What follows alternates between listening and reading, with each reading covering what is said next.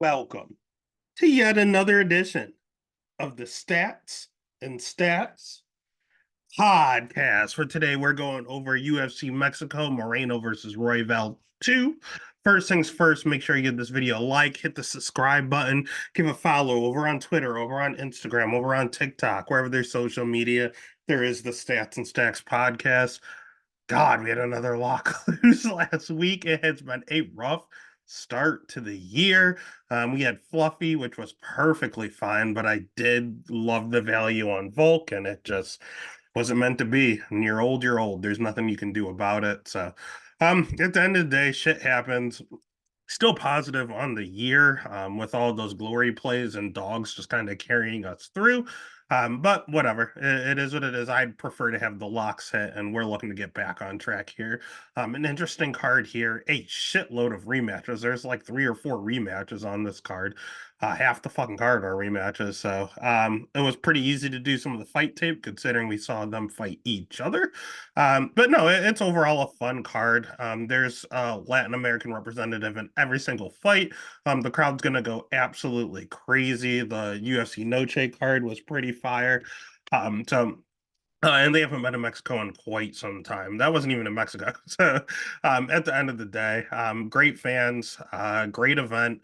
And it's going to be a great night when we get some winning bets here. So let's go ahead and kick it off with the very first fight of the night. We are looking at the return of Eric Silva plus 285 going up against Muhammadjan Naimov at minus 360, over under at 2.5. Over 2.5 is plus 125. Under 2.5 is minus 160. Let's start with Naimov. He's good, man. He's not great. I think he is there to get exposed soon. And as long as he's fighting low level of competition, he'll be perfectly fine. He's overall nothing really wrong with him. He has good striking. He is probably good jujitsu. He looks a little weird off his back. He's tough to submit, but he doesn't have a lot of offense off of his back. So his jujitsu is kind of in the middle there. His cardio usually checks out. He trains at elevation, and that's a major thing here, considering they're like 7,500 miles above sea level. So that cardio, if you have bad cardio, you're gonna have a bad night essentially.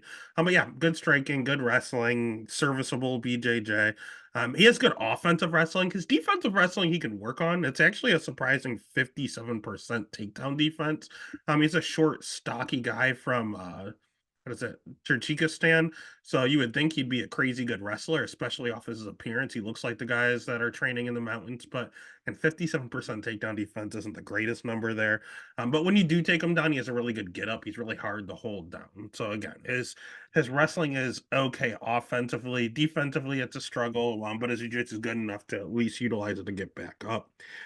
He does cheat a lot. There's a lot of fence grabs and low blows and a lot of stuff. So, I mean, those books where you can bet whether there's going to be a foul or not, this is definitely one. Kind of on the other side too, because Eric Silva's a little sketchy. He does some really, really questionable stuff as well. He's wild, man. The thing is, he's 36 years old, and this is only going to be a second fight in the UFC. So, not the biggest fan of that. He is going to have the crowd behind him. I believe he's Ecuadorian. So he's going to be the one with the crowd, which is a really good thing here. He has good jujitsu. On paper, he's only like a blue or purple belt, but he is really just really offensive when it comes to his jujitsu. His wrestling's all right. It's not that good. His striking's okay. It's not the greatest striking. He just hits extremely hard. This dude's just a finisher, man. He's really low volume. He has submission over position. He will go for stuff over and over and over again. He kind of reminds me of like a Peruvian or Ecuadorian. What is he? Peruvian? Kind of like a Peruvian Terrence McKinney. He's Terrence McKinney light. He's Terrence McKinney on Aldi. Really crazy finisher. Will sub you with a good ground game. Will knock you out because he has crazy power. But if you make him go longer than a round, he is not the same guy, and he will fade. We saw that in his last fight against TJ Brown, and even his wins on the regional scene aren't exactly against the greatest guys in the world. So he handled them accordingly. He finished them all in the first and second round. But yeah, he's an absolute killer on the feet, absolute killer on the ground, but he's only got 5 minutes to work with. I know that he went over to Mexico City early to get accustomed to the elevation. I do like that. However, Naimov trains in elevation, so at the end of the day, he'll be used to it. Eric Silva, you just got to trust that crazy looking Naimov is not going to get finished. So it comes down to the cardio game, and I think that's Naimov all day. I agree with the minus 360 line on there. I will be fading Naimov soon, but this isn't the spot. Pick is going to be Naimov. The bet's going to be Naimov. And then takes us to the next fight of the night, where I'm going to get real greasy real early. We have Victor Altamirano at plus 240 going up against Felipe Dos Santos at minus 300. Over under at 2.5. Over 2.5 minus 245. Under 2.5 at plus 185. Let's start with Dos Santos because he's everyone's darling. He's the one that stepped in on short notice. He had a contender series fight against the other guy on the card, Edgar Charas, got canceled because Charas decided to fight Tyra on short notice, and Philippe decided to fight Manel Cop on short notice. That's a tall, tough task to ask for a young kid. The kid's 23 years old, so he'd have been 22 at that point. He went out there and put on a show. He has a ton of volume. He trains at Shoot to Box and is at Shoot to Box style. You heard Ian Gary talking about him on the Embedded series. He's just a good kid, man. He has good striking, great cardio, good jujitsu. His wrestling, it's okay. He'll shoot a blast double. That's the only takedown he has. It's a little sloppy, but he has good timing on it, so it kind of makes up for it. All in all, he's really good for 23. And he just tries to break you, like a Charles Oliveira, just won't stop moving forward, shoot to pot style. He breaks you, he takes your will, and then he finishes you. That's what he does. Problem is he's extremely hittable.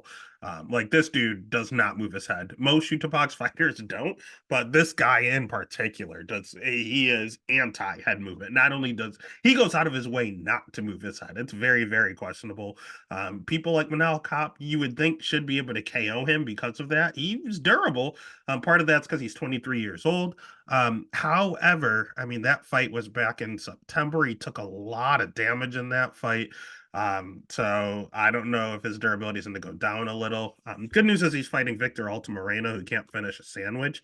But Victor throws a pretty decent amount of volume out there, and Victor's not good. And he's a little older. Again, we have Philippe at 23 years old. Victor is, let's see how old Victor is. He's in his 30s, right? He is 33 years old. So this is basically the finished product. But although I say that, he's been showing improvements. He kind of impressed me in his last fight against Tim Elliott. His wrestling looks better. And he actually went out there and after losing to Tim Elliott, started training with him. And he's been working on his grappling a lot. He has good striking. He's going to have the crowd behind him, and I think that is huge in this matchup. He has good cardio himself. Has been out there training in Mexico City along with Tim Elliott as well. He's been kind of mixing camps there. He doesn't have a ton of power, so that's not great. Because again, I want someone to knock out Dos Santos. I don't think Victor's going to be able to.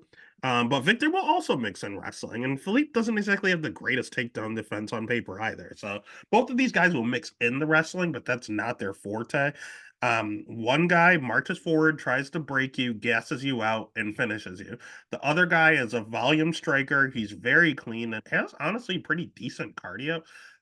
What I could really see happening is the crowd influencing this fight. Philippe does not move his head. He will get hit, and he will get hit a lot. And the guy he's getting hit by is going to have the crowd going crazy. Every time Victor throws a punch, the crowd's going to lose their minds. It's only the second fight of the night, so they're still going to be energized. And at that juncture, if Victor lands 150 strikes, and Philippe lands 160, the crowd could very well influence this fight. The shots are going to look cleaner coming from Victor. As long as he doesn't gas out and break like Philippe does to all his other opponents, I think he could squeak out a decision win here, man. And I think it's a sneaky underdog play.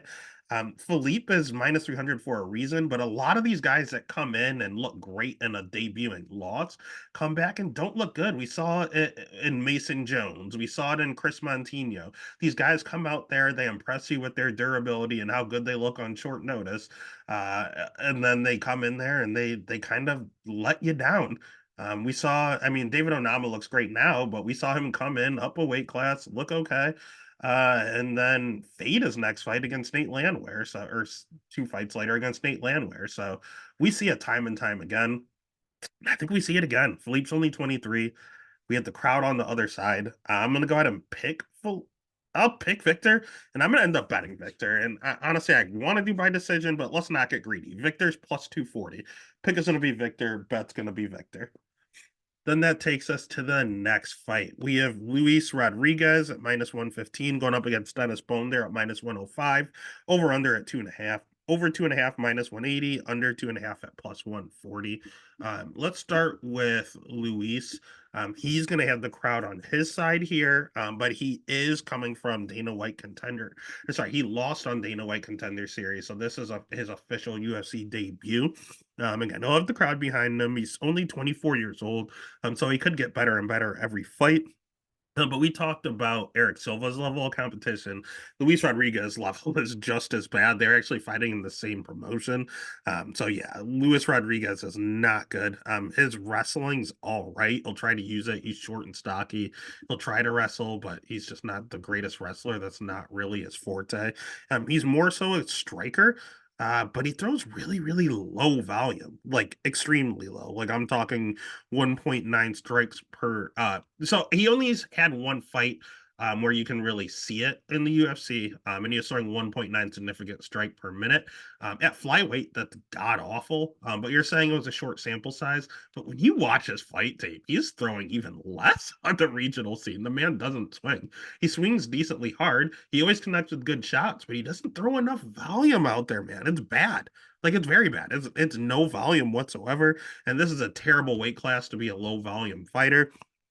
Again, he's 24, so it could look different soon, but at the end of the day, he does love to move forward. He's very, very, very lethargic, kind of boring out there with his low volume. His nickname's terrible, Lazy Boy, and that's kind of how he fights, to be honest with you. And honestly, he lost to Jerome Rivera on the Contender Series. That's a big red flag. Jerome Rivera is someone I pegged as one of the worst flyweight. He might be the worst flyweight in UFC history, and this guy lost to him in Contender Series. So that's really, really, really bad. So not only does he not have good wins, he has a really bad loss on his record. He has no volume. I don't want to ever play this guy. I think he's a terrible, terrible fighter unless he's improved at 24 years old. And I don't think there's many people on the roster he can beat. The problem is he's from Mexico, so they're going to give him every chance to win a fight, a la Dennis Bondar. I talk about Jerome Rivera being the worst. Dennis Bondar is his competition. Dennis Bondar's going to have a 4-inch reach advantage here, which is nice. His volume's okay. I mean, he sports a nice 19-4 record. His wrestling looked fine on the regional scene, but in the UFC, it's looked atrocious. His BJJ is okay. He has a ton of submission wins on his record. And the striking's not terrible. It's just he doesn't really crack hard. He doesn't have a lot of power. The shots just aren't really pretty. He's just a little bit of a fraud check, man. He comes in with this crazy record of 19-2. He's a huge favorite over Malcolm Gordon, and he looks terrible. He comes in his next fight, fights Carlos Hernandez, who has like zero power whatsoever, and goes out there and it says it was like a technical decision because they headbutted each other. But after they headbutted, Carlos elbowed him to death. So, like, literally got KO'd by one of the weakest guys in the weight class. Does he have a chin problem? I don't know, man. This guy's not good. He looked great on the regional scene, came into the UFC, and has looked really, really bad. So, we have a bad fighter against a fraudulent fighter. Which one do you want to choose? Neither. I'm staying the hell away from this fight. But gun to my head, who am I taking? I'm going to take the UFC vet that has more wins. He's a little older here. He's 30, what, 4? How old is he? He's 31, so that's a good age. I'll take the experienced guy at 31 against the young kid at 24 with the 4-inch reach advantage and UFC experience. And he's the dog play. So I don't want to bet this fight, but now that I look at it as him as an underdog, he has all of the advantages. So the pick is going to be Dennis Bondar. The bet's going to be Dennis Bondar. I absolutely hate it, but you got to go with the savvy veteran. This might be Jack Hermanson versus Joe Pfeiffer all over again. All right, next fight of the night. Speaking of fights you want to stay away from, we have Claudio Puelles at plus 180 going against Faraz Ziam at minus 220. Over under at 2.5. Over 2.5 is minus 160. Under 2.5 at plus 125. Let's start with Faraz Ziam. He's a guy that I'm really struggling with. I had bet Jamie Malarkey a bet against him. I thought Jamie won. I thought it was a screw job, but they gave Faraz the decision there. I bet Luigi Vendramini against him. It was a close fight in that third round. I thought it could have been a 10-8, but whatever. They gave him the decision. I did bet Terrence McKinney to finish him, which was nice. I bet Mike Figlak against Frazium. He went out there and got the win. I bet Jai Herbert against him. He went out there and got the win. And I just keep betting against him, and he keeps winning, and he keeps fucking me over. So I don't know, man. He has a 3-inch reach advantage here. He has good striking. He prefers to counter, though. He's more of a counter striker. He's only 26 years old, and he's been cut from the UFC. So, I mean, he fought Don Madge, and he got his wrestling exposed. He was a young kid at that point, went out there. Don Madge is a South African kickboxer, went out there and took Farazium down 6 times. That was a terrible, terrible look, which prompted me to bet Jamie Malarkey. But he went out there and got his wrestling exposed. It did not look good. He's also very low volume, and you'll see that a lot with these counter strikers. They just don't throw a lot of volume because they're waiting on you and they're just looking to respond. His cardio looked pretty bad in the Luigi Vendramini fight. And then he went out there and he got finished by Terrence McKinney, and the UFC cut him. The UFC said, "You're a young kid. I just don't think you're ready. You're not ready for this level of competition." Then they had UFC Paris. And when they had UFC France, they needed French fighters. For Aziam is French. So they're like, you know what? This Mike Figlak guy is supposed to be a big deal. He's coming over as a Cage Warriors champion. Let's just feed him someone. And they found good old French Ziam, and Ziam went there and got the upset. And now he's back. They're like, well, shit, we have to give you another fight since you won. They gave him Jai Herbert. He went out there and got the upset. So this young kid might be a little better now. He's 26. He's maturing. His wrestling defense looked a lot better in that Jai Herbert fight. Still struggles a little bit with like traditional folk style wrestling, with singles, doubles, things like that. But his upper body stuff, his throws, his Greco-Roman, like his defense is fine with throws. So his defense did get a lot better when it comes to the wrestling. And again, his striking is going to be his bread and butter. He doesn't hit particularly hard. He doesn't have a lot of power. His cardio has looked good and bad. But at the end of the day, he's got enough juice. And he's not a bad fighter. He can definitely improve. On the other side, we have Claudio Puelles, who's also not that old, and the UFC kind of wants to give up on as well. He's gonna have the crowd behind him. He's the one of Latin American descent. But he is a jiu-jitsu guy that is fighting MMA. He is not an MMA fighter. He does not have he doesn't have adequate striking. He does not really have any wrestling to fall back to get it down to the ground. He's extremely hittable. His chin's questionable at times. He's very low volume. It's going to be tough for Ziam to counter strike him when he doesn't throw punches. That's going to be pretty interesting to watch. He slows down in his fights too. His cardio is questionable. He's essentially lightweight male Mackenzie Dern, like world class jujitsu, but no wrestling and not really any striking to speak of. So honestly, he could quite possibly be the worst striker in the division. I'll be honest with you. His striking's bad. Like it's atrocious. Like it's very, very bad. He's extremely hittable. He just should never be in a stand-up fight. He needs to just do jujitsu and leave MMA alone, because if he fights anyone with good takedown defense and good striking, he's just a sitting duck. For some reason, they gave him Dan Hooker. Dan Hooker beat that ass, and then we haven't seen him since. Now, I'll be honest with you. He's a leg lock king. He knee barred Clay Guida. He knee barred Chris Grootmacher. He was getting absolutely crushed by Felipe Silva, and then knee barred him in the third round. Like he has a very, very good ground game, and particularly that knee bar. And he will do an Amanari roll. He'll do anything to get. If he can't take you down, he'll pull guard. He'll drop down to his butt and butt scoot at you. He will do anything to get you down to the ground. That concerns me a little with Ziam, because he might hit some sort of roll that confuses him, because Ziam is not the greatest wrestlers. So we have one guy that has absolutely zero jujitsu, but is a pretty decent striker. And then we have a guy that, and then we have another guy who has absolutely zero striking, but is world class on the ground. So what is going to happen here? It comes down to wrestling. One guy has had bad wrestling, but has shown improvement, and the other guy has bad wrestling and will just do funky stuff to get you there. So what do you think is going to happen? I don't know. I have no fucking clue. They're both young. I want to stay away from this fight. If anything, you would probably say dog or pass. But outside of, if you can't wrestle and outside of an Eminari role and pulling guard, Faraz has seen you do that. He's got to be ready for that. So at that point, I'll take Faraz. I'll fight start on the feet. I always take grappler over striker, but God, have you ever seen Claudio Puella strike? Can't do it. Can't do it in good faith. So the pick is going to be ZM. I'm going to agree with Vegas, and the bet would end up being ZM, but I'm not a fan of this one either. Man, the greasiness does not stop here. We have Edgar Chairez at minus 355 going up against Daniel Lacerda, Daniel De Silva, whatever you want to call him. He has a million different last names. He's at plus 280. Over under at 1.5. Over 1.5 is plus 150. Under 1.5 is minus 195. Let's start with Edgar Chairez, and this is our first rematch of the night. These two gentlemen fought last year. Chairez has a 2-inch reach advantage. He has good striking.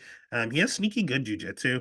It used to be very, very bad. Most of his losses are by submission, but his offensive BJJ is fine. He has a really nasty guillotine on him. He even almost subbed Tatsuro Taira multiple times. He almost subbed Daniel Lacerda with a Darce choke, and that's when the no contest happened, and that it was just a premature stoppage.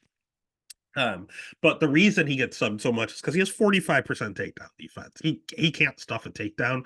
And that's very concerning because if you're good enough on the ground, you can stay away from all his long arm chokes and stay safe and beat this guy. If not, decision him and just ground and pound and lay and pray on him, possibly even sub him. He's going to have the crowd behind him, which is going to be nice. He's the Mexican in this matchup, but his fight IQ suspect, man. He kept pulling guard and he kept jumping. Sorry, he kept jumping guillotine against Taitsuro Taira. Taira is one of the best jiu-jitsu practitioners in the weight class, and this dude was determined to guillotine him. It wasn't going to work. It didn't work in round one. You gave up the round. It didn't work in round two. You gave up the round. Then he went for it in round three. Like he cannot stop. His corner told him, stay on your feet, stop going for the fucking choke. What does he do? Goes for the choke multiple times. Won't stop. His fight IQ's terrible. Don't get me wrong, that guillotine can finish most people. And again, it almost finished Daniel Lacerda. Daniel Lacerda very well might have gone out soon, but we don't know because the ref jumped in and stopped the fight early. So again, we've seen this fight, and in this fight, we saw basically what could happen. Daniel Lacerda, God, Chairez is not good. I do not like him being a minus 355 favorite. That's not very warranted. But he's fighting my buddy Lacerda. Lacerda, I have bet on like 5 times. I love Daniel Lacerda. He is the best fighter in the UFC flyweight division without a win. Like this guy's so good, but he has one major flaw. His fucking cardio might be the worst in flyweight history. He has really good striking. He has good wrestling. He has good jujitsu. He hits like an absolute truck, has a ton of power. He throws some crazy spinning wheel kicks that he almost knocked people out. He's fought an okay level of competition. Like this guy has everything. Everything. And even in their last fight, he went out there and he took down Edgar Chairez easily, twice. It was so easy to get him down to the ground. And I thought maybe he could just lay and pray on top of him. But the one problem we have with Lacerda is that gas tank. It is the worst gas tank in flyweight history. It is bad. He's got 5 minutes, and after 5 minutes, he's a sitting duck. He can do nothing. We are fighting elevation. This is terrible. And you know what? We saw him at elevation one time. It was against Victor Moreno, who we just talked about in the fight before. And he went out there and rocked Victor Moreno like bad. Victor Moreno had no idea where he was, face planted onto the ground. And then Daniel Lacerda didn't get the finish right away and gassed out and ultimately got knocked out himself. All in the first round, 3 minutes and 39 seconds. Lacerda had zero gas left. It was 3 minutes into the first round, buddy. I love Daniel Lacerda. If these fights were only, if all fights were, if there's a 1 round fight league, Daniel Lacerda would be flyweight champ. Like he's that good. He's good everywhere. This kid's an animal, but he has no cardio, and that's what loses every single one of his fights. So at the end of the day, I'm going to be hard headed and probably bet Lacerda again, just because this is going to be the last opportunity. If he loses this one, he is 0-5 and 1. He literally has zero wins. He's fought one, two, three, four. Sorry, he's 0-4 and 1. He has 4 losses, 1 no contest, and UFC's giving him another shot. Why? Because he's the most exciting flyweight on the roster, but he is the most exciting flyweight for 4 minutes, and then he has nothing left to offer. So I'll do it again. I'll throw some cash on him, especially because the last fight he took Charas down easily, but he's gonna have to get a first round sub or a first round KO. After that, it's over. It's game over. So the pick is gonna be Charas, but I cannot bet this dude at minus 360. And I think he's gonna go for some stupid stuff because he's in Mexico and he's getting excited. He might get cracked, or he might get subbed. So the pick is gonna be Charas, but if I'm betting anything, it's plus 280 on the best first round fighter in flyweight history. Daniel Lacerda. Next fight of the night. That this card is kind of lower level with the more you look at it. We have Jesus Santos Aguilar at plus 135 going up against Mateus Mendoza at minus 160. Over under at 2.5. Over 2.5 plus 120. Under 2.5 minus 150. Let's start with Jesus Aguilar. He's going to be the one with the crowd behind him. He is Mexican. It's great, but he's not good. He's not good at all. He's another one of these guys that are coming off of Dana White Contender Series. He has a really good guillotine. He has 9 career wins and one, two, three, four of them are by guillotine. So half of his wins are by guillotine, and they all happen to be like in a row. He had one decision in between, but it was guillotine, decision, guillotine, guillotine, guillotine. Like he has a nasty front headlock guillotine, and he actually beat Edgar Charas with that guillotine. Ironically enough, his striking's okay, but he has zero power whatsoever. Don't get me wrong. I know I said that, and he knocked out Shannon Ross in 20 seconds, but Shannon Ross legitimately has the worst chin I've ever seen in my life. Not in UFC history, in my life. Like it's bad. I think if you like flick Shannon Chin's jaw, he's going out. Um, his defensive BJJ can be taken advantage of. He's been tapped out multiple times. So he's a good guillotine, but he can't stop you from doing it. He's very low volume. He has a 0% takedown defense. Now, this number is a little skewed. There's only been 2 takedown attempts on him, but they were both successful. So it shows 0%. It's not that bad, but it's pretty damn bad. Like it's not every single one you shoot you're going to get bad, but if you shoot 10 of them, you might end up getting 7 or 8 of them. Like it's bad jujitsu. So if you have bad jujitsu on the ground, you have bad takedown defense, you can strike a little but you have no power. What are you doing here? Where is where is the win equity? And he has low volume while he's on the feet, and the worst part is 125 is the smallest weight class in the UFC. This dude's tiny. If they had a 105-pound weight class, I think he could make it. Like, I am not kidding you. This is the smallest flyweight I've ever seen in my life. He is tiny. Let's see. He has a 62-inch reach, and he's 5'4". Like he's just a little stocky dude. Like he's tiny. On the other side, we have Mateus Mendoza. Now, the good thing about Aguilar is that he is Mexican. And he trains in Mexico City. That's good for the elevation aspect of it. But he's fighting Mateus Mendoza, who originally fought at 135 and dropped down to 125 in his last fight. So we have one guy that could potentially fight at atomweight at 105, and then we have another guy that dropped down from 135. So Mendoza's going to look huge here. He's gonna have a 10-inch reach advantage in this matchup. I know he got knocked out in his last fight, but he's only 25 years old.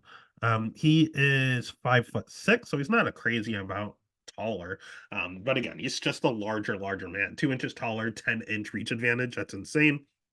He's a shoot the box guy, generally pretty durable. Now his last fight where he got knocked out, he was a little overconfident. He was letting Nate Maness punch him in the face as he went for a knee bar. That's not good strategy. Letting someone punch you in the face. He essentially said, "I am going to pull your leg off, or you're going to knock me out." And he got knocked out. So hopefully he learned from that. But the reason he was confident in it is because he has good jujitsu. He has good striking. He's a sneaky good double leg. Like he's not a terrible wrestler. He's a little hittable, but again, that's what every single shoot to box guy, you can hit them. They just march forward and try to break you with pressure. That's all they do. Again, he will mix in the wrestling and he slows down in his fights. I'm not a fan of that, especially at elevation. That's very concerning. But if he has 10 minutes in, he can survive. I don't see him getting subbed.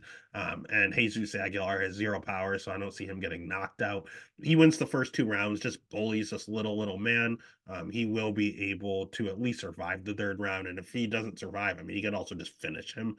He's just a much larger guy. Whenever you have someone coming down a weight class and someone going up a weight class, it's a very high win rate for the guy that's going down a weight class. Size matters in MMA, and God, there's going to be a big size discrepancy here, and a big power discrepancy, and honestly, a big talent discrepancy. The only thing going in Aguilar's favor is the crowd and cardio. Mendoza has everything else: the age, the power, the size, the wrestling, the jiu-jitsu, the striking. He has literally everything. And the pick is going to be, and he's a minus 160 favorite. Good value. So the pick is going to be Mendoza. The bet is going to be Mendoza. Next fight of the night, we have like the seventh fight in a row with Greece. We have Christian Quiones at plus 145 going up against Hani Barcelos at minus 175. Over under set at 2.5. Over 2.5 at plus 120, under 2.5 at minus 150. Let's start with Hani Barcelos. This guy's good. He's the goods, man. He's a Brazilian Jiu Jitsu Oro belt, so he's even better than a black belt. He has good wrestling. He was on the Brazilian national wrestling team at one point. So he has world-class wrestling. He has world-class jiu-jitsu, and his striking's very good. He's going to have a 2-inch reach advantage here. He throws a ton of volume. You can hit him a lot, but he has a ton of volume.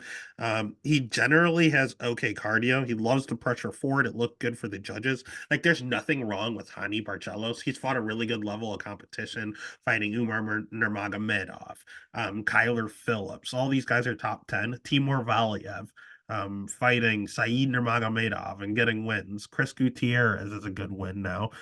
Kurt Hollabaugh is a good win. Like he's fought really good guys. There's a really good record. The only problem with Hani, and the only like Ione is someone that could potentially have been like a top 5 guy in the weight class. He was just very inactive in his prime. He's not in his prime anymore. He's 36. And with that 36, he slows down a touch now. He used to have good cardio. Now it's okay. He can still go a hard 15. Third rounds gets a little sketchier, but he can still go. But there's a point where I always call it a Usman chin, where he gets wobbled every single fight, but he doesn't go out.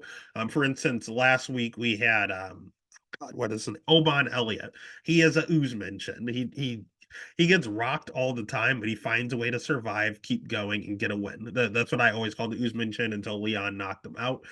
We might have a new one here. It's called the Volk chin, and it's that age 35 and up that chin starts to go. We've seen it. Ione, his last fight, he got rocked against Kyler Phillips. Fight before that against Umar Nurmagomedov, he got knocked out. Fight before that against Trevin Jones, he was fine. He wrestled a lot. But the fight before that against Victor Henry, we saw him rocked. He was durable as all hell. But in 3 of his last 4 fights, he has either gone out or been wobbled. That to me screams like it's age affecting him. It's scary. He is by far the better fighter, but Father Time is undefeated, so we do have to be a little careful here. Now, if you just ask me straight up who the better fighter is, I'm saying Ione Barcelos all day. If you ask me who's going to win this fight, it's a little sketchier because Christian Quiones is going to be the one that the crowd is behind. He has really good striking, decent power. He's only 27 years old, so he's entering his prime. His jiu-jitsu is questionable. His chin's a little questionable, but he throws a ton of volume. He seems to have pretty decent cardio. His takedown defense is okay. It's not good. It's not bad. Probably something Ione can exploit. But again, it's 27 at elevation. He's from Mexico. He trains at elevation, so he's used to this shit. At the end of the day, he throws a ton of just straight rights, and it looks good. It looks crisp, and he's dropping people with it. And the last few shots that I saw Ione dropped with were straight rights. I'm concerned. I'm very concerned. On paper, Ione kills Christian Quiones. He just takes him down and subs him, or he just out volumes him, and it looks real good here. But God, Christian Quiones has the one punch that keeps hurting Hani Barcelos, and we're in his hometown crowd. He's going to be extra hype. This scares me. I think he could get countered and get put out. I truly think if Christian fought Barcelos 2 years ago, Barcelos wins 9 times out of 10. But this is 36-year-old Barcelos. I can't pull the trigger on Christian, but what I think I am going to do is pull the trigger on the under. I know that it's minus 150. Barcelos hasn't gotten a finish in a really long time, but Christian has 4 career losses, and two, two are by knockout and 2 are by submission. And that last one was a club and sub. So Barcelos has a lot of opportunity to you can finish Quiones. And if Barcelos loses, it's probably not a decision. It's probably by KO. So just cover yourself on both ends. So the pick is going to be Barcelos. But reluctantly, I'm probably going to have to take the under 2.5 and try to cover yourself on both sides. Then the next fight of the night is one I feel a little more confident in. Initially, I was a little concerned. I hate going after guys that I hate supporting guys that I used to want to target, but matchups make fight. So Manuel Torres is minus 160, Chris Duncan plus 135, over under at 1.5. Over 1.5 plus 160, under 1.5 minus 210. Let's start with Manuel Torres. He's the Mexican fighter. He trains at elevation and is going to have the crowd on his side. He's going to have a 1.5 inch reach advantage. He has really good striking. He has a ton of power. All of his wins are first round finishes. His cardio is questionable. Although he trains at elevation, that doesn't mean his body has good cardio. He's a very large lightweight. And with that size, you're going to have some problems with the cardio department, and he does. His jujitsu is okay, but it can be exploited a little bit here. He has 2 career losses, and they are both by submission, so be wary of that. He has struggled a little bit with his striking defense. He hits extremely hard. He throws a ton of volume. He knocks everyone out, but you can definitely hit him. Um, I don't know, man. He shrugged off Frank Camacho's takedown defense, but he did let him get very deep in those takedowns. Like Camacho just can't wrestle. So Camacho is shooting doubles, and a normal man would probably finish those takedowns. But Camacho is just a bad wrestler, and Torres was able to shrug him off after. But if you let a decent wrestler that knows what they're doing get in that deep on your legs, you're going down. And that's what concerns me a little bit about this matchup with Chris Duncan. Chris Duncan is not a wrestler, but he's been using it in his last few fights. We saw him utilize it a ton in the Omar Morales fight. We saw him use it in the Yanal Ashmuz fight. Duncan's predominantly a striker. He's a pretty decent striker. He has power himself. That right hand is extremely powerful. Um, he throws a pretty decent volume himself as well. He loves to pressure forward. Torres loves to pressure forward, so we'll see them meet in the middle there. But Duncan's striking defense is also a little questionable. So you have 2 guys that hit extremely hard. Neither guy particularly loves to block punches. This sounds just like the Ribeiro and Zhang matchup last week. That's why the over under is at 1.5 and the under 1.5 is minus 210. The other reason for that is that Duncan's chinny, man. Duncan gets rocked all the fucking time. We saw him KO'd against Vladimir Slavaclaus. We saw him get rocked by Omar Morales, who has 0 power. We saw him get rocked by Charlie Campbell before hitting a Hail Mary counter strike while he was dazed. Like we see this guy rocked all the fucking time. And although he uses wrestling and he mixes it in well, he's at ATT and they usually have good training camps. When he does wrestle, he has a propensity to get tired. It's nice that he's able to do it, but when he does as a striker, he's not used to all that wrestling and it gasses him out. We are at elevation. So if he goes out here and he tries to strike, there is a chance he gets clipped and put out because he's chinny. If he goes out here and decides he's going to mix in takedowns, there's a chance he's going to gas himself out from doing all of the wrestling. So at the end of the day, I'm going to take the guy with more power that's going to have the crowd behind him. Might have good takedown defense. We're not too sure. The cardio is going to be pretty close, but I'm going to side with Vegas here. He has the physical advantages and the crowd behind him. He's going to get the job done. So the pick is going to be Manuel Torres. The bet's going to be Torres, and he's going to be a future fade. Be weary. No, we're going to fade him soon. Next fight of the night, we have Yasmin Jauregui at minus 535 going up against Sam Hughes at plus 400. Jesus.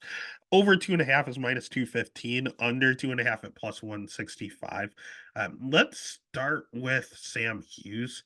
She's sporting a shiny 8-5 record. She's not good. She's someone that the UFC keeps trying to sacrifice and she keeps winning. She has good cardio. That's what she does. She has good cardio. That's what she has good. Outside of that, she's extremely edible. She has zero power whatsoever. She'll mix in wrestling and try to get takedowns, but she's not a good wrestler. She only gets the takedowns when her opponent gets tired. Usually they get tired from punching her in the face. Um, her striking's not terrible, but again, with no power and being a smaller girl, there's nothing behind it. Her jujitsu, she's fine defensively, offensively, she doesn't do much on the ground. She has good losses though. I'll tell you what, she loves to move forward. She's usually pretty durable. Great losses. Piera Rodriguez, that's not a good loss actually. That one didn't age well. But Luana Pinheiro is an all right loss. Luma Lubume, good loss.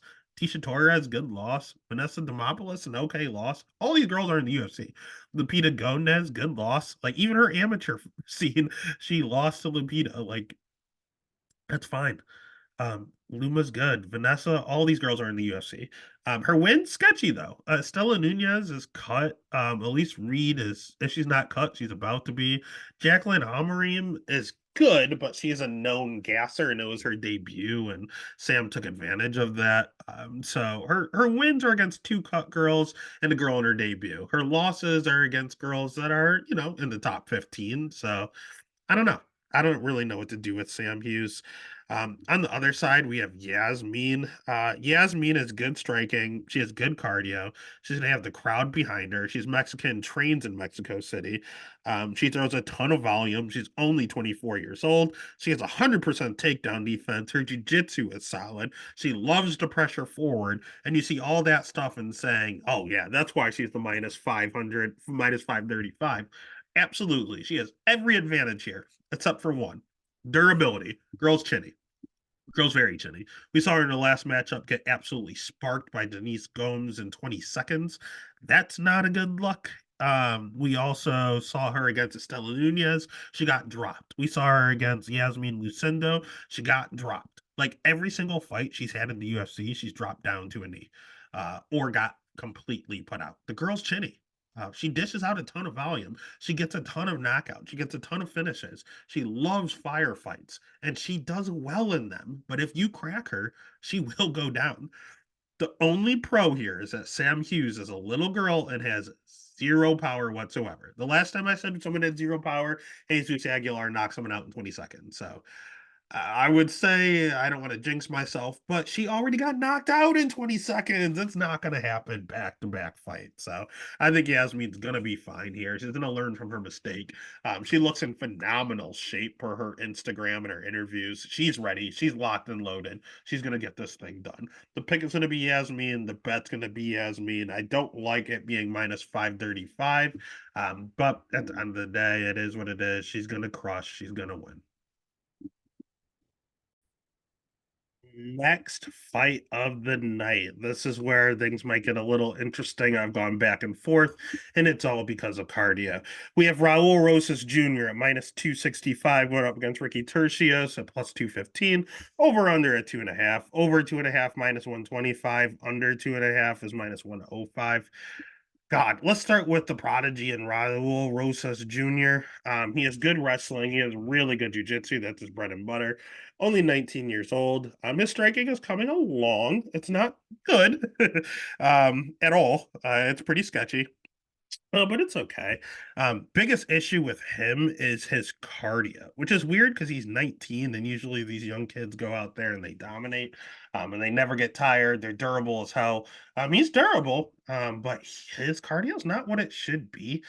We saw his only career loss was a C-Rod, Kristen Rodriguez, because he gassed out. He went out there 10-8'd basically the first round and then got absolutely dominated round two and three.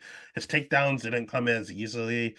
He just really struggled as the fight progressed because he just has no plan B. He wants to go out there. He wants to bully you. He wants to take you down. He wants to sub you. If he can't take you down and sub you, he wants to take you down and hold you down. But when he runs out of gas and he can't take you down, he's a punching bag. Like he does not have good striking. He is another guy that could potentially just be a jujitsu practitioner, but he's okay. He's only 19. He's getting better. On the other side, we have Ricky Tercios, who is just trash. Like he's not very good at all. He's one of the worst Ultimate Fighter winners in history. He's gonna have a 4-inch reach advantage here. He throws a ton of volume. Unlike Raul Rosas, he's predominantly a striker, but he doesn't have any power himself. It's just a whole bunch of pot shots at you. 45% takedown defense. That's the thing. Raul gasses out, struggles to get takedowns, but I think a gassed Raul might be able to take down Ricky Tercios. I mean, 45% takedown defense, and he fought Kevin Natividad. Kevin Natividad took him down 7 times. So that's a terrible, terrible look. His jiu-jitsu is okay, but his cardio is the strong point of his game. This dude can fight forever. Like he does not get tired. So you have a guy that gets really tired but has great wrestling going against a guy with terrible wrestling that never gets tired. It's going to be sketchy. It's in Mexico City. So it does concern me. Raul's going to have the crowd behind him. But I don't know, man. These odds, I don't think I can trust a 19-year-old with bad cardio issues at elevation. So the pick is going to be Ricky. I don't know. The pick's going to be Ricky. The bet's going to be Ricky, and I could flip flop either way. This one's really, really sketchy, to be honest with you. All righty. And then we're almost done with the card here. The next fight, we have Mexico's golden boy and Daniel Zellhuber at minus 280 going up against Francisco Prado at plus 225. Over under sitting at 2.5. Over 2.5 plus 115, under 2.5 at minus 145. Let's start with Golden Boy here and Daniel Zellhuber. Man, he is going to have the crowd behind him for sure. He's only 24 years old, so he's gonna be improving each time. He's training at Extreme Couture, with like Sean Strickland and such, so a good camp. He has good jujitsu, he has good cardio, he throws a ton of volume, he has 94% takedown defense. This guy is hard to take down. I like to credit my boy Max Roscoff for that, but it is what it is. He has good striking. He has a little bit of tall man defense, so you don't have to watch that. He leaves his chin out there. He can get clipped from time to time, especially by people that are very boxing heavy. He does seem to struggle with that a little bit, but hopefully he's getting better with that. Biggest thing with him, outside of getting countered all the time in his tall man defense, is that he's a slow starter. The man really struggles in round one and then comes out there and dominates the rest of the fight over and over and over. I don't know if he does like the Peter Yan where he just needs to process the fight for a little bit. I'm not too sure. But at the end of the day, he's a slow starter, but he picks it up. As long as he doesn't get put out in that first round with his tall man defense, he'll be fine. And he generally goes out there and wins. On the other side, we have Prado, who's only 21 years old. So we have these two kids going at it early in their careers. He himself has good striking, he has good jujitsu. He will mix in wrestling from time to time, but I don't think he'll be able to in this matchup. He generally has pretty good cardio, especially for someone that hits so hard. He loves to pressure forward, but he can get outpointed. He's a little hittable. He's one of these guys where you would think he's a shoot to box fighter because he just lets you punch him in the face a ton. But at the end of the day, he's a young kid. He's only going to get better. He's 21 years old. I don't know, man. These two kids fighting each other already is pretty interesting to me. The clear side is Daniel. He's who the UFC wants. He's the more talented one, but he loves to get clipped, and Prado hits like a fucking truck. So it does scare me, but I'll trust the 24-year-old chin here. So the pick is going to be Zellhuber. The bet is going to end up being Zellhuber for right now, at least. Yeah, that's what I'm going to stay with. And that takes us to the co-main event of the evening. And we have, you guessed it, yet another rematch here. We have Yair Rodriguez, now the favorite at minus 166, going up against Brian T City Ortega at plus 140, over under at 2.5, over 2.5 minus 145, under 2.5 at plus 115. Let's start with Yair. He's going to be the one with the crowd behind him. He has good striking. He has good jujitsu.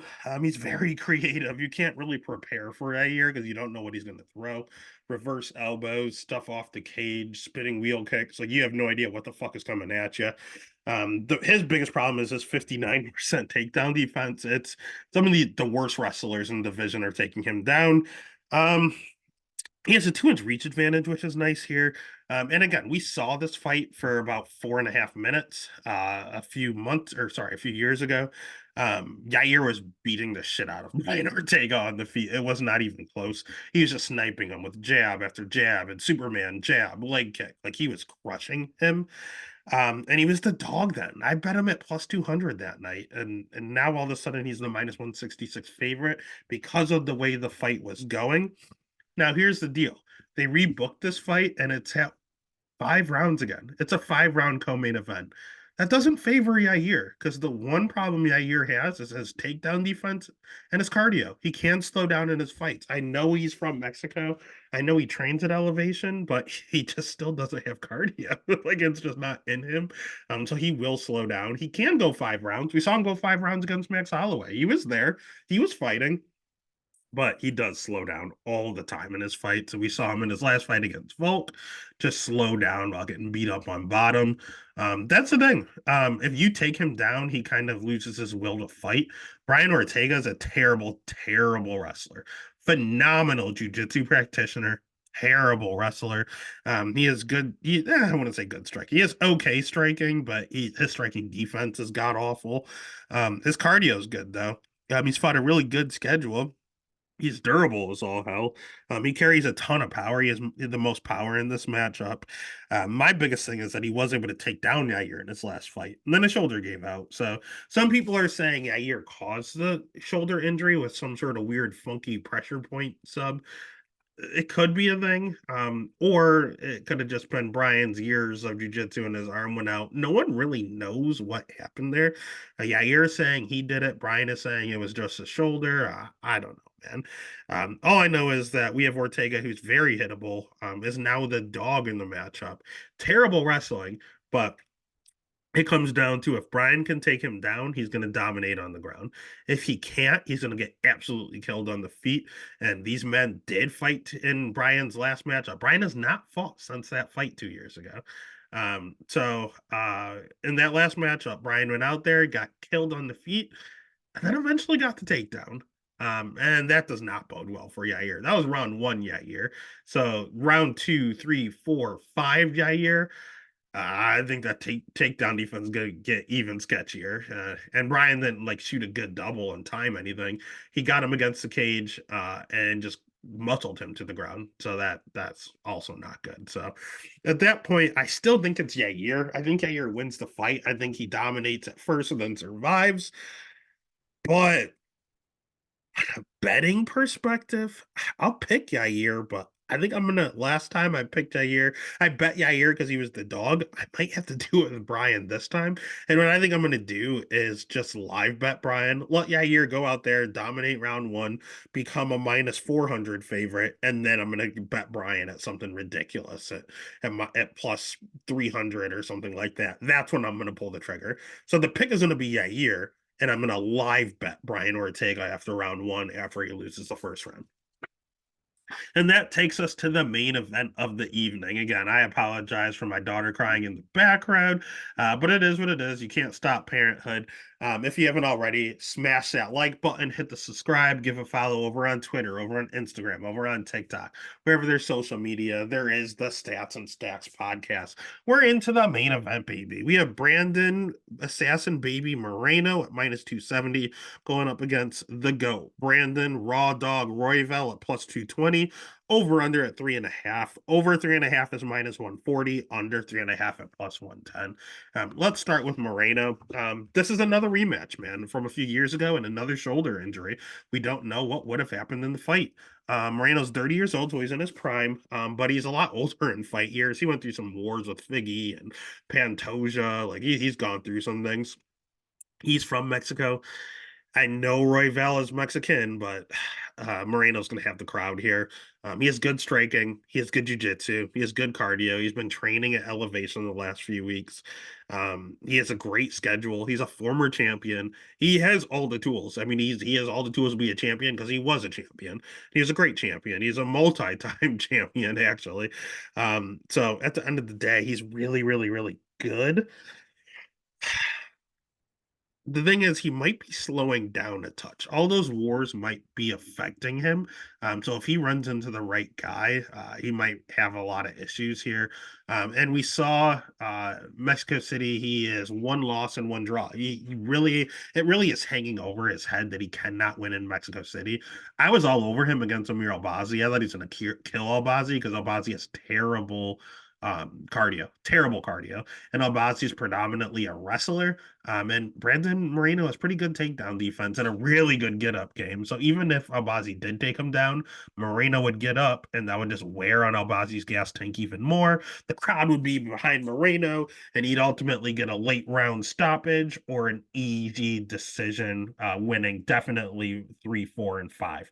Easy money, but Moreno. But then Albazi had to pull out due to some like sickness or injury that essentially was, I guess, was is apparently pretty serious. And enter the GOAT, Brandon Royval. And let me tell you why we're gonna bet Brandon Royval. Um, the reason we're gonna bet Brandon Royval is one, he's my favorite fighter currently in the UFC, so I am extremely biased. Secondly, he does have good striking. He has really good jiu-jitsu. He actually is a black belt where Moreno's only a brown belt. Royval is good cardio, really, really good cardio. He has a little bit of the aforementioned Usman chin. You can rock this guy. He's not fully going out, but I've seen him clip multiple times. Matt Schnell rocked him. Pantoja rocked him. We saw God, who else rocked him? A few people did. Kai Kara France rocked him. But he didn't go out. He won all those fights. He beat Tim Elliott. He beat Matt Schnell. He's there to fight, man. Um, he's on short notice, but he trains at elevation, so he should be fine. Um, my biggest concern with him is his 40% takedown defense. He's not hard to get down. Everyone takes him down. Matt Schnell took him down. Pantoja took him down. Nicolau took him down. Or sorry, Nicolau got knocked out. He did not take him down. Bontarine took him down. Pantoja took him down. Moreno took him down. Tim Elliott took him down. Like everyone takes down Brandon Royval. His takedown defense is not good. He has a good get up game, and he's very scrambly and will finish you down there or scramble on top or just scramble to his feet. His jiu-jitsu is world class, man. He's very good on the ground, very long, lanky limbs, and he'll get the job done and do whatever he has to do after he gets taken down. Um, but what I did notice is that again, this is a rematch. We got to see a full 5 minutes. This fight was stopped with 1 second left on the clock. Royval was on top, actually. Shoulder popped out, fell back to his back in pain from the shoulder popping out. And Moreno just hopped on top and did some ground and pound, and the ref stopped the fight with 1 second left. Could they have popped Royval's shoulder back in between the rounds? Maybe, and maybe the fight keeps going. But the ref stopped it with 1 second left. What I did see from that first full 5 minutes, that round was close. That was a very 50-50 round. Royval was winning the striking. He was very peculiar, very awkward striking as always. But that late, he had a reach advantage and was taking advantage of it. He seemed to be the faster guy out there. Moreno's a little more shorter, stockier, and Royval was fast, man. He was a lot faster than him on the feet. When they got down to the ground, it was pretty even. Again, Moreno initiated taking him down, but Royval is on paper the better jiu-jitsu practitioner. Moreno had him in a rear naked choke. Royval got out of it, got on top of him, and was initiating some good groundwork until a shoulder popped out. So you had Royval winning on the feet, you had him in trouble on the ground, and then reverse it, get on top, and then the shoulder gave out. So at the end of the day, a lot of people scored that round, or like could have scored that round for Royval. I remember Moreno winning, and when I went back and rewatched, it was a lot closer than I thought. And then I just think about the cardio, and Royval has a cardio advantage. Now the crowd's going to be a problem, and Moreno always fights in close fights. However, Raw Dog is sitting here at plus 220. I'm biased. I will be the first to tell you I'm biased. However, in a fight that was 50-50, when we saw an entire 5 minutes of it, one guy's minus 270, one guy's plus 220. Which one are you taking in a 50-50 fight? You take the plus 220. Use your goddamn head. So go ahead, bet Raw Dog Royval, end the night with a bunch of money. And that's UFC Mexico, Moreno versus Royval 2. Again, please hit that subscribe, share the video. Go ahead and tell your friends about us. We're on the rise of Stats Stacks podcast, winning money, hitting glory plays. And at the end of the day, we're just making everyone money here. Let's get it.